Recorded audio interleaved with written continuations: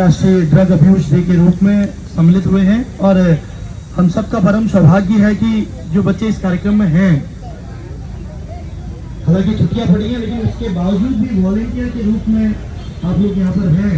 तो मैं विशेष रूप से हमारे जिले के मुख्य शिक्षा अधिकारी आदरणीय रावत सर, हमारे नारकोटिक्स कंट्रोल ब्यूरो जो ministry of home affairs of government of India के अंतर्गत आती है, उसके प्रतिनिधि के रूप में हमारे एसपी साहब, हमारे एनसीसी एनएसएस के स्टेट कोऑर्डिनेटर, डिस्ट्रिक्ट कोऑर्डिनेटर और हमारे सभी स्कूलों के आए हुए भैया बहन, मैं आप सबको इस अंतर्राष्ट्रीय मादक निषेध दिवस के शुभ अवसर पर आज यहाँ पर आप आए हैं उसके लिए साधुवाद देता हूँ। और क्योंकि समय की बाध्यता है और हमारे रावत जी ने कहा कि हम इसको एक चरणबद्ध रूप से नारकोटिक्स डिपार्टमेंट के साथ, गवर्नमेंट ऑफ उत्तराखंड के साथ, पुलिस डिपार्टमेंट के साथ मिलकर इस कार्यक्रम को चलाएंगे। मैं तो केवल इतना चंद बातें आपको शेयर करूंगा क्योंकि बाद में फिर कभी विस्तार से हम लोग चर्चा युवा संवाद करेंगे। मैं केवल इतना जानता हूं कि देवभूमि उत्तराखंड का 1.25 करोड़ जो पॉपुलेशन है वो पूरे भारतवर्ष के 125 करोड़ लोगों को एक दिशा देते हैं।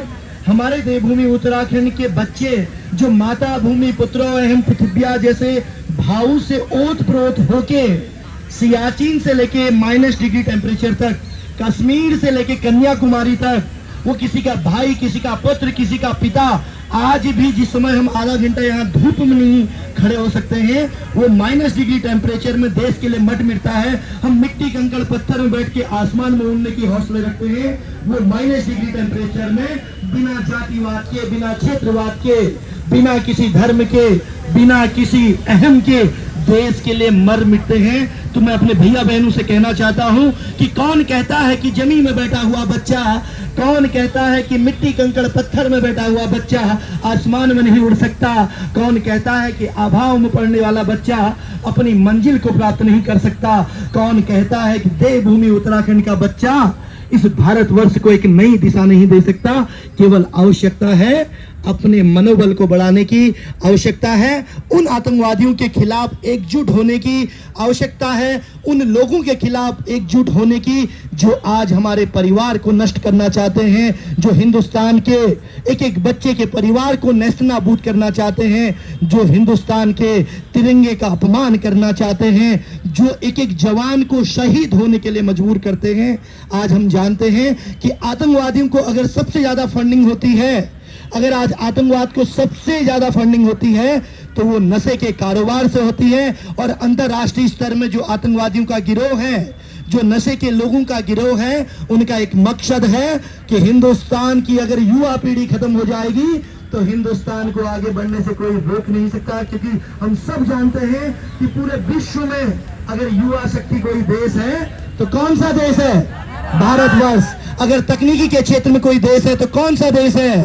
भारतवर्ष। और कहते हैं कि जहां युवाओं की शक्ति होती है वहां हवा के रुख को भी मोड़ा जा सकता है। और मैं कहना चाहता हूं, तुम तो मिट्टी कंकड़ पत्थर में बैठने वाले बच्चे हो, तुम तो पहाड़ से लेके भावर में तराई क्षेत्र में पढ़ने वाले बच्चे हो।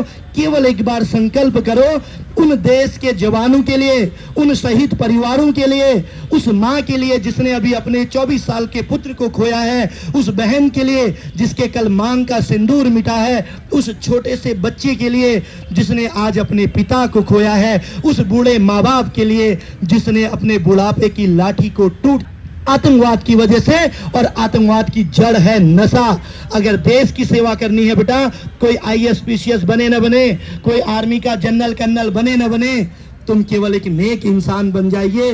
तुम अपने लिए, अपने माँ बाप की दीर्घायु की कामना कीजिए।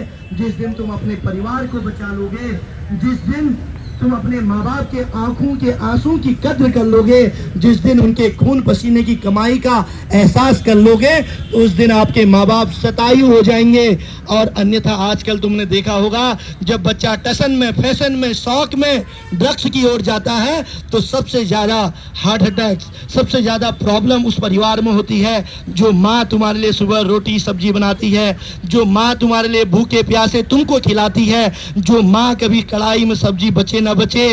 रात को तुमको भोजन कराने के बाद कड़ाई पोंछ के ही बिन खाए सो जाती है। वो पिता चाहे ढाबे में काम करे, चाहे कारगिल में करे, वो टीचर के रूप में हो या किसी प्रवक्ता के रूप में, वो अपनी उम्र लगा देता है अपने बच्चों को बढ़ाने में। लेकिन वही बच्चा अगर नशे में बिगड़ जाए तो क्या देश का होगा, क्या परिवार का होगा। मैं तो केवल इतना कहना चाहता हूं कि हो गई है पीर पर्वत सी पिघलनी चाहिए, हो गई है पीर पर्वत सी पिघलनी चाहिए।